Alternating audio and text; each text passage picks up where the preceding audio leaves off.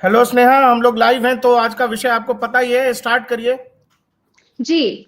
सबसे पहले बहुत बहुत स्वागत है सभी का डीएनपी इंडिया पे। मेरा नाम है स्नेहा तिवारी और फिलहाल आज की जो गर्म मुद्दा है वो ये है कि जो इंडिया अलायंस 2024 लोकसभा के बाद काफी कॉन्फिडेंस में आ गया था, वही इंडिया अलायंस इस वक्त ओवर कॉन्फिडेंस की वजह से अलग अलग जगहों पर अलग अलग राज्यों में लगातार मुंह की खा रहा है। और अब चूंकि आम आदमी पार्टी की जो सबसे बड़ी हार है उसके बाद धीरे धीरे इन सबका जो कॉन्फिडेंस है वो टूटता जा रहा है। जी, सबसे पहला प्रश्न, चूंकि हमारे सहयोगी प्रकाश जी हमारे साथ जुड़े हुए हैं, आपसे ये सवाल पूछना चाहूंगी कि क्या जो इंडिया अलायंस है वो ओवर कॉन्फिडेंस की वजह से जगह जगह पर मुंह की खा रहा है? इसको क्या कहिएगा स्नेहा, कैसे देखिएगा इस पूरी कहानी को। 240 तक जब बीजेपी को रोका गया तो राहुल गांधी ने कहा कि सरकार उनकी है लेकिन सिस्टम हमारा है। जी और उसके बाद बताया जाने लगा, एक समूह ये बताने लगा जी अब जो है राहुल गांधी शेडो पीएम है। जी राहुल गांधी अपोजिशन में है लेकिन वो सब कुछ करवा ले जा रहे हैं जो राहुल गांधी चाहते हैं। जो जी। राहुल गांधी चाहेंगे वही होगा, ये हम्म। सब कुछ होने लगा। और उनके क्लोज सर्किल के लोगों ने राहुल गांधी से कह दिया कि अब आप प्राइम मिनिस्टर हैं, आपने जो ये 54-55 को 99 कर दिया है ये जी। बेस्ट है। और हम्म। ये आपने वो किया है जो कांग्रेस के इतिहास में हो नहीं सकता था, यही आपकी असली जीत है। और हम्म। आपको पता है कि कांग्रेस का रवैया उसी तरह का था, तमाम विपक्षी दलों का वही रवैया था। जी लेकिन उन चुनावों के बाद हमने जो देखा है, जो ग्राफ बिल्कुल दूसरी तरफ घूम गया, जो बताया गया कि भाई नरेंद्र मोदी यहां कमजोर हुए हैं, अमित शाह यहां कमजोर हुए हैं, योगी आदित्यनाथ यहां कमजोर हुए हैं, वो पूरी कहानी एकदम से बदल गई। और अब कहानी यह है कि आप देख रहे हो कि दिल्ली में सबसे बड़ी मुश्किल जो बीजेपी के सामने थी कि जी भाई 10 साल से एक मुख्यमंत्री थे, उनके चेहरे पर लगातार एक पॉलिटिकल पार्टी लगातार दिल्ली जीत रही थी। जी नरेंद्र मोदी के राजनीतिक जीवन में राजधानी अब तक नहीं था, बीजेपी राजधानी से दूर थी। तमाम राज्यों में बिल्कुल। बीजेपी जीत रही थी, हार रही थी, सब कुछ हो रहा था, जी। लेकिन राजधानी दूर थी। और अब बीजेपी दिल्ली भी जीत चुकी है, आपको पता है, इससे पहले हरियाणा, तो उससे बीजेपी के लिए दिल्ली अब दूर नहीं है, जैसा कि नतीजों में आ ही चुका है। लेकिन इससे पहले जो हरियाणा के इलेक्शंस हुए थे वहां पे भी हमने देखा था कि किस तरीके से एक माहौल तैयार कर दिया गया था कि एक तरफा कांग्रेस जीत रही है। किसी का नाम नहीं, वो किसी का फेस डिक्लेयर नहीं कर रहे थे कि किसी एक के नाम पर पॉलिटिक्स हो सकती है। वहां पर अलग अलग गुटों की पॉलिटिक्स हो रही थी, लेकिन उसके बावजूद जो इतना बड़ा लोग कह रहे थे हुड्डा की हवा चल रही है, कांग्रेस की हवा चल रही है, राहुल गांधी की हवा चल रही है, वहां पर भी मुंह की खानी पड़ी। और अब दूसरा जो उदाहरण हमारे सामने है वो दिल्ली है, जहां पर कहते थे कि केजरीवाल को हराना लगभग नामुमकिन है, यहां पर भी दूसरी मुंह की खानी पड़ी है। और भी तमाम जो राज्य हैं इन पर भी चर्चा करेंगे, लेकिन ये जो दो बड़े स्टेट है जहां पर लगता था कि बीजेपी के लिए मुश्किल हो जाएगा, मुश्किल ही नहीं नामुमकिन होगा कुर्सी तक पहुंचना, ये बड़ी आसानी से बीजेपी ने साफ किया है। देखिए आसान तो नहीं रहा है बीजेपी के लिए, जी बिल्कुल दिल्ली के भाई, अगर आप हरियाणा की बात करोगे तो हरियाणा में सबसे बड़ी पार्टी वहां पर कांग्रेस थी, मेन ऑपोजिशन पार्टी। जी लेकिन हरियाणा में कांग्रेस ने क्या किया, हरियाणा में कांग्रेस ने क्या अपने सहयोगियों को वो सम्मान दिया जो सम्मान जी कांग्रेस को उत्तर प्रदेश में अखिलेश यादव से चाहिए? क्या वो सम्मान कांग्रेस ने हरियाणा में अखिलेश यादव को दिया? जी क्या वो सम्मान अखिलेश यादव को मध्य प्रदेश के विधानसभा चुनाव में कांग्रेस ने दिया? तो एक तरफा नहीं होता है कुछ भी स्नेहा। जी राजनीति में जब आप गठबंधन में हैं और आप जब बड़े दल की भूमिका में हैं, आप पर जी ज्यादा बड़ी जिम्मेवारी है, आप पर जिम्मेवारी है सबको साथ लेकर चलने की। लेकिन जी आप क्या कर रहे हो, आप ये कर रहे हो कि आपको ये लगता है कि आप हरियाणा अलग लड़ लोगे क्योंकि हरियाणा में सबसे बड़ी पार्टी हो। आपको ये जी लगता है कि महाराष्ट्र में भी हम सबसे ज्यादा सीटें रख लेते हैं, अखिलेश यादव का महाराष्ट्र में तो क्या है, अखिलेश यादव महाराष्ट्र में क्यों आएंगे? हमने दीपेंद्र हुड्डा का बयान सुना जिसमें दीपेंद्र हुड्डा ने हरियाणा चुनावों के दौरान कहा कि अखिलेश जी यादव का यहां पर क्या है। अभी जब अखिलेश यादव आने वाले विधानसभा चुनाव में उत्तर प्रदेश में 2027 में कांग्रेस के नेताओं से पूछ दें कि भाई जी उत्तर प्रदेश में कांग्रेस का क्या है, बिल्कुल। आप जब किसी बड़ी बड़े मकसद से आगे बढ़ते हैं, किसी बड़े मकसद के लिए आगे बढ़ते हैं, तो कोई एक कॉमन मिनिमम प्रोग्राम होता है। जी बताया गया कि नरेंद्र मोदी को हराने के लिए हम लोग एक साथ आ रहे हैं, नरेंद्र मोदी को हराना ही मकसद है अगर, तो भी जी तो आप एक प्लेटफॉर्म पर नहीं आ पा रहे हो। जी यहां दिल्ली की आप बात करो, दिल्ली में अरविंद केजरीवाल का प्रचार किया है अखिलेश यादव ने। जी बिल्कुल दिल्ली में अरविंद केजरीवाल और आम आदमी पार्टी के साथ दिखी है ममता बनर्जी।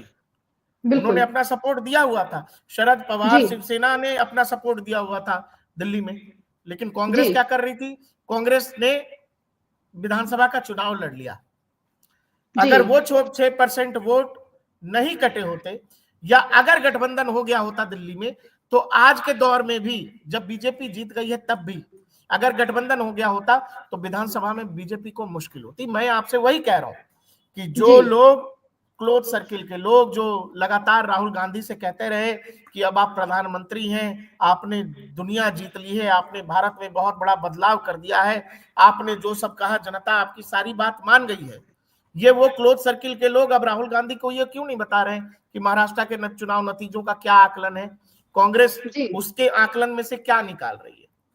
भाई, जो महाराष्ट्र ने मैक्सिमम सीटें आपको इंडिया गठबंधन को 2024 के लोकसभा चुनाव में दे दी, वही जी महाराष्ट्र 8 महीने बाद 6 महीने बाद कैसे पलट गया? और वहां जी इतना मेजर डिफीट हुआ कि अब वहां पर अपोजिशन का कोई नामो निशान नहीं है। बिल्कुल अपोजिशन बिल्कुल। जैसी कोई और चीज ही नहीं है। जी 288 की विधानसभा में स्नेहा जी 232 से ज्यादा बीजेपी गठबंधन जीत करके आ गया है। तो ये बात तो अपोजिशन को समझनी पड़ेगी ना। हाँ जी बीजेपी और बिल्कुल नरेंद्र मोदी के ऊपर जिम्मेवारी नहीं है कि अपोजिशन की पार्टियां या राहुल गांधी जीतेंगे या जी राजनीति सीखेंगे कि नहीं सीखेंगे। ये जी बात तो एनालाइज करना पड़ेगा कांग्रेस के सीनियर लीडरशिप को और गठबंधन के तमाम नेताओं को। जी, यही मैं आपसे पूछना चाहती थी कि 2024 के बाद तो लोग कहते थे कि भाई सत्ता उनकी है लेकिन सिस्टम हमारा है, सब कुछ हमारे हिसाब से चलेगा, सब कुछ सही चल रहा है। लेकिन जैसे-जैसे अलग-अलग राज्यों के विधानसभा चुनाव आ रहे हैं, वैसे-वैसे ये जो सत्ता उनकी और सिस्टम हमारा था, वो सब कुछ विपरीत हो चुका है। फिलहाल ना सत्ता उनकी है, ना ही सिस्टम उनका है। राहुल गांधी को देखिए, जो एकदम रागा मूड में थे, कहते थे कि हम विपक्ष की आवाज उठाएंगे, वही राहुल गांधी अब कमजोर होते दिख रहे हैं। सोचिए, कांग्रेस और आम आदमी पार्टी है, वो भी अलग थलग लग रही है। अभी ममता बनर्जी ने भी बोला कि वो वेस्ट बंगाल में चुनाव अलग लड़ेंगी, वो भी अलग थलग लग रही हैं। अब बताइए कांग्रेस के पास आखिरकार है कौन? किसको ये बताएंगे? इंडिया अलायंस के जो नेता है, जो सर्वश्रेष्ठ नेता है, नीतीश कुमार चलेगा बीजेपी के पास। बताइए इंडिया अलायंस के पास आखिरकार कौन है? अब स्नेहा, ऐसा तो नहीं लगता कि हमें और आपको कांग्रेस के नेता और कांग्रेस की लीडरशिप सुनेगी, क्योंकि देश में जी बहुत सारे लोग हैं। खुद कांग्रेस के अंदर बहुत सारे लीडर ऐसे हैं जो राहुल गांधी को बताने समझाने सिखाने की जरूरत समझते हैं, लेकिन राहुल गांधी का अपना स्टाइल है, वो वैसे जी ही रहे।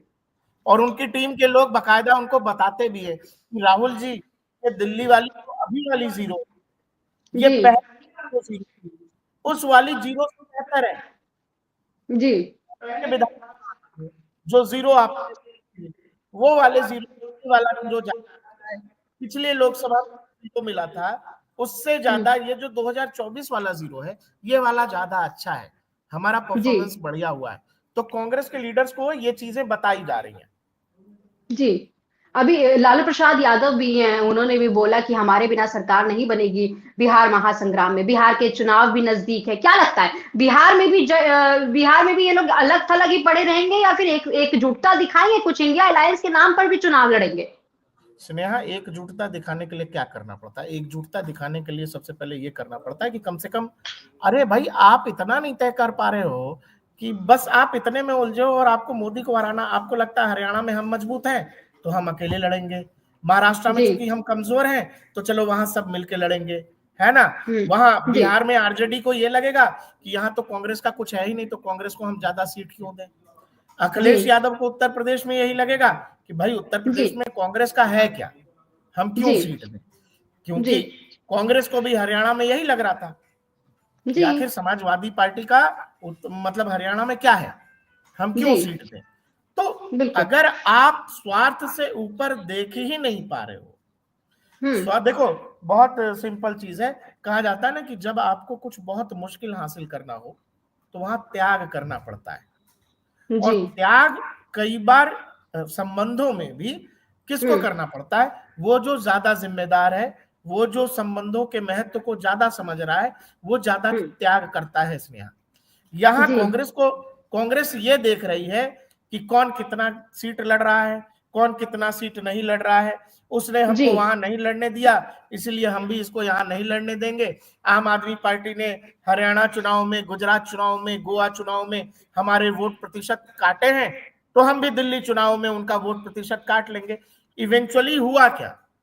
जी हुआ ये कि एक विपक्ष का ताकतवर व्यक्ति, एक विपक्ष का ताकतवर नेता जो दिल्ली में बैठा हुआ था, इस छोटी सी चीज के चक्कर में दिल्ली में सरकार चली गई। जी अब जब सरकार चली गई, कल को जब लोकसभा का चुनाव आएगा या किसी राज्य का चुनाव आएगा, आप किस मुंह से जाओगे अरविंद केजरीवाल और उनकी टीम के पास कि आइए चलिए गठबंधन कर लेते हैं?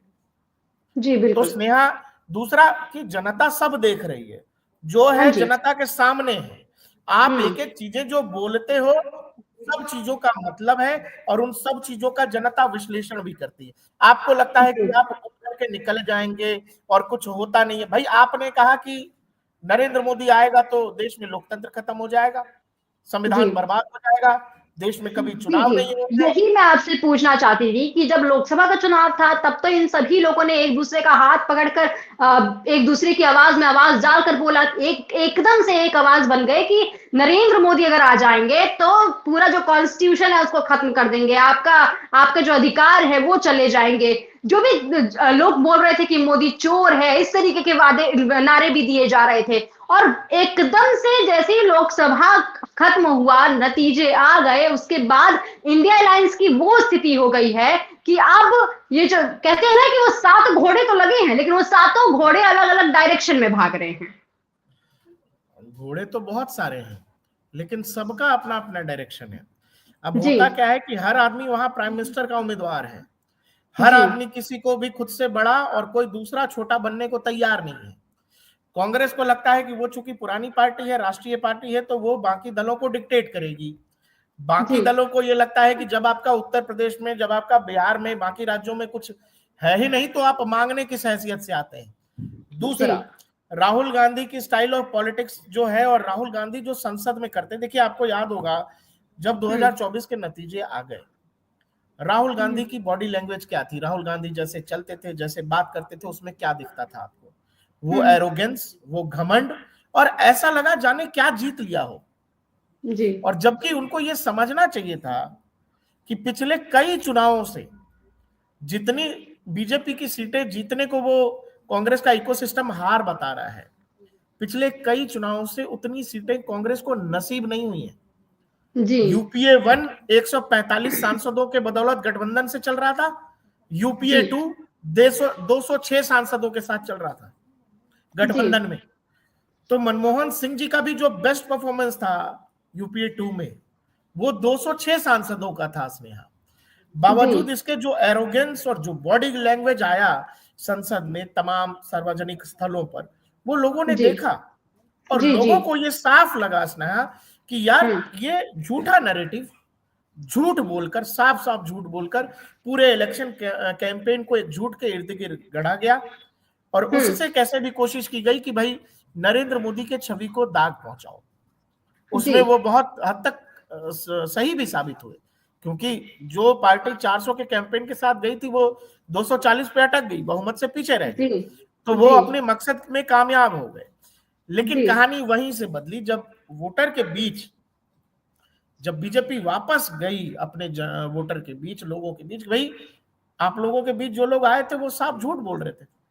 और जब आप जी हरियाणा, महाराष्ट्र, जम्मू कश्मीर और दिल्ली के चुनाव हो या उत्तर प्रदेश का उपचुनाव हो, इसमें जो जनता का मैंडेट है, तो आपको जी ये समझ आएगा कि विपक्ष जो कुछ लोकसभा में कह रहा था, उसी चीज को जब कंटिन्यू करने की कोशिश की गई अलग अलग राज्यों के चुनाव में और उपचुनाव में, तो हाँ जनता जी ने उस बात को मानने से इनकार कर दिया।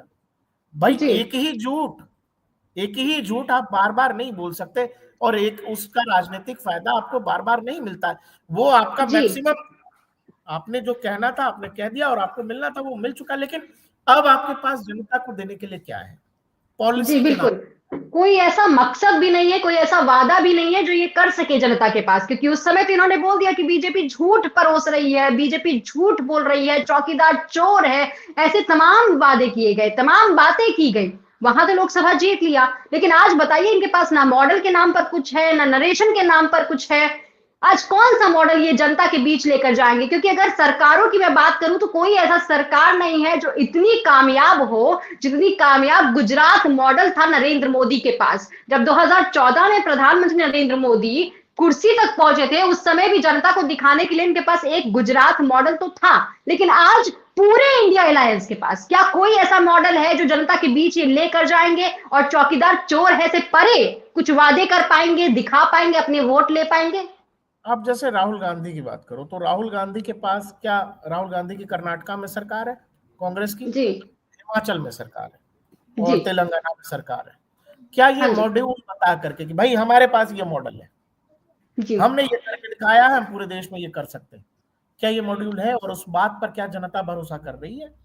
क्या आपने जनता के अंदर वो विश्वास कमाया है?